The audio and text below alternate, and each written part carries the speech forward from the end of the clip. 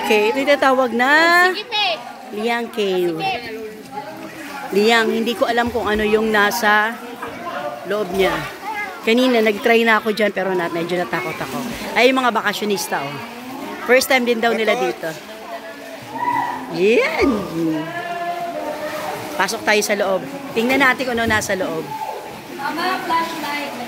Paano? Magagamit ba to sa flashlight? Di ba nakakatakot na? Ay, natuyo ako. Ay, nalagyan ko. Natuyo ako. Hanggang sa ilaw. Malapit na daw doon. Ayan sa loob ng Liang Cave. Like sa head, hindi na namin alam. Alam ko may dulo na yan. Tama na, baka may ahas na. Walang ahas dito, ma. Anong wala kami? Tama na. Andun kami ni Owen, no? Tara. Ito po! Mama, ito po! Nagtawa na po nga ni.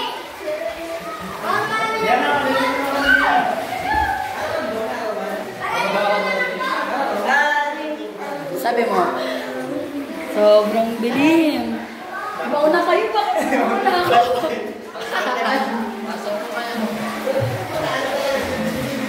Meron pa dyan? Mauna kayo, mga lalaki. Huy! Dito. Pijama ko.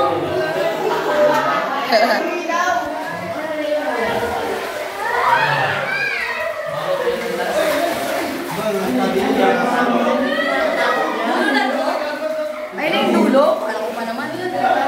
Wala na. Uy, dito pa! Wala na.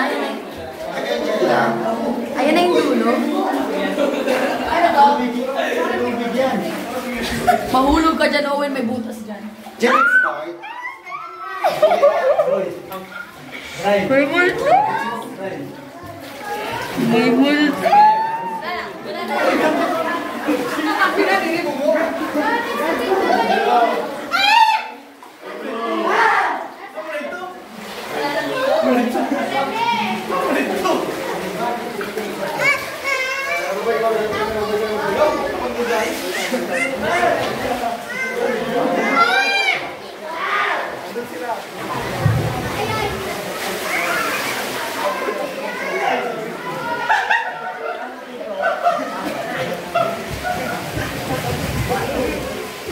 Natakot ako, kaya anak ko na lang yung nagpatuloy. So, ito yung Liang Cave. At least, kung pupunta kayo dito, may idea na kayo kung anong nasa loob ng Liang Cave na yan. Flowing naman siya.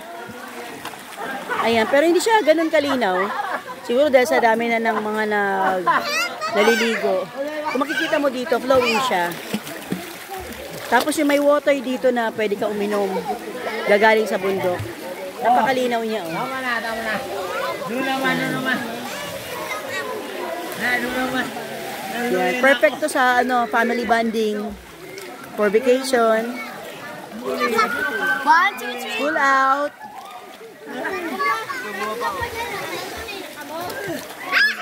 Ayan. Hindi ko alam kung may ahas dito. So sana wala naman. Uy. Ayan, yung apo ko.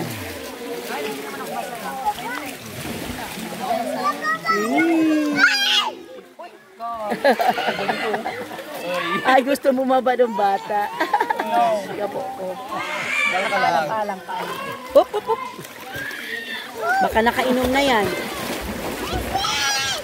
Nakunin mo muna to.